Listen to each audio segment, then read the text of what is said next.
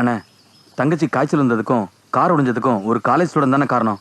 யாருடா அவன்? அவன் பேர் ஏதோ ஆரியா. அவன? ஆமாண்ணே, நம்ம தங்கச்சி படிக்கிற காலேஜில் தான் அவனும் படிக்கிறானா. அவனை எரிச்சிங்களா புதைச்சிங்களா? எங்கடா அவன் பாடி? இல்லண்ணே, உங்களை கேட்டு என் தங்கச்சியை காய்ச்சல் வர்ற அளவுக்கு கொடுமைப்படுத்திருக்கான். அவன் உயிரை எடுத்து வந்து பேசுங்கடா.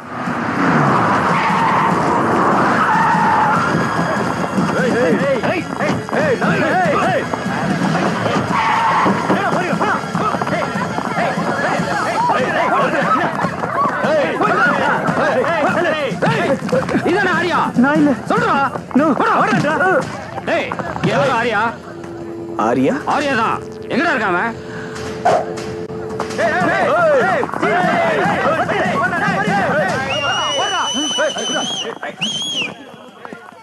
ஆரியா. டேய், இவன் தான்டா ஆரியா. டேய், நம்மள ஏமாத்திட்டா. வாங்கடா. என்னமா இது? எதா இருந்தாலும் என்கிட்ட வந்து சொல்லுவேன். ஒருத்த காரை ஓடிச்சிருக்கான், கையை நிட்டு இருக்கா. ஏமா இதை என்கிட்ட மறைச்ச? எனக்கு அவனை பிடிச்சிருக்கு. பிடிச்சிருக்கா?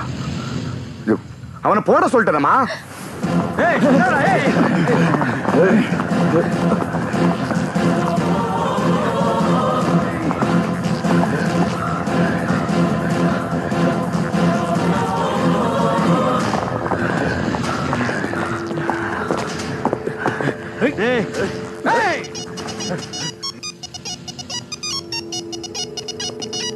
ஹலோ.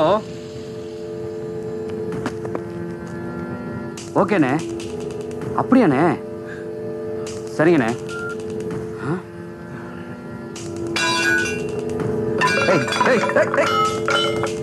யோ, என்னையா? ஐயா, நீங்க போங்கய்யா. ஒண்ணு இல்லையா, போங்கய்யா நீங்க.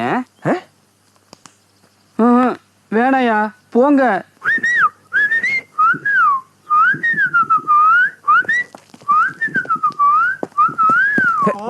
போயா, வேஸ்டிங்க நீங்களா. எனக்கு அவனை ரொம்ப பிடிச்சிருக்குண்ணே. அப்படி என்னதாமா பிடிச்சிருக்கா அவன்கிட்ட? காலேஜ்ல என்னை பார்த்து எல்லாரும் பயந்து ஓடும்போது என்னை தைரியமா எதிர்த்த முதல் ஆம்பளை அவன்தான். அவனோட தைரியம் எனக்கு பிடிச்சிருக்கு. ஏன், அவனே எனக்கு பிடிச்சிருக்கு.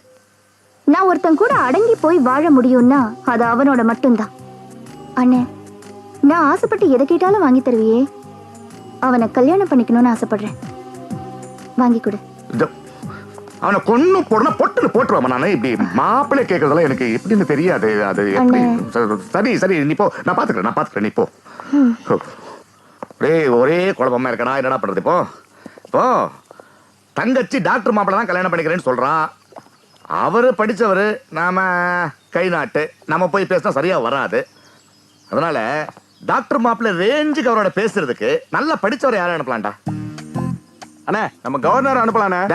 அவர் ஊட்டி பொட்டானிக்கல் கார்டனுக்கு பூ பார்க்க போயிருக்காருடா. அண்ணே, நம்ம மினிஸ் பச்சையப்பனே. அவனும் நம்மள மாதிரி ரவுடிடா. யாராவது நல்ல படிச்சவனா பார்த்து சொல்லுங்கடா.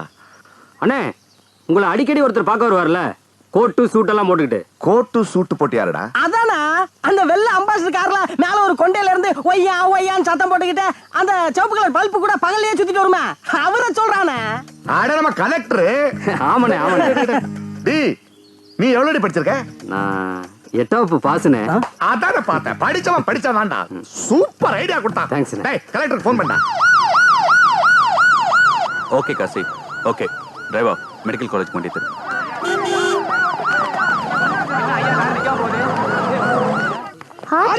பத்தி தான் எனக்கு புரியவே மாட்டேங்குது. அவர் சொன்ன டைம் படி பார்த்தா என்னையா? உங்களை பார்க்க கலெக்டர் ஐயா வந்திருக்காரு சார்.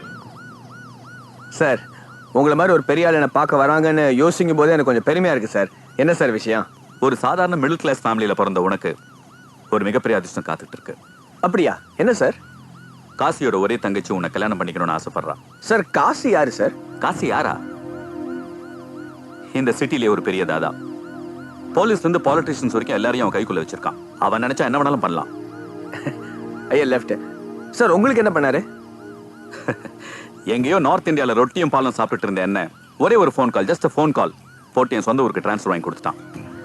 எந்த அளவுக்கு அவங்க கிட்ட பவர் இருக்கோ பணமும் இருக்கு. சார் சார் சார், இங்க பாருங்க சார், இந்த ரோடு அப்படியே குழியும் குண்டுமா இருக்கு.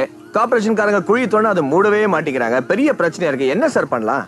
தம்பி, இது மக்கள் பிரச்சனைப்பா. மனு கொடுத்தா சரியாயிடும். ரொம்ப பெருமையா இருக்கு.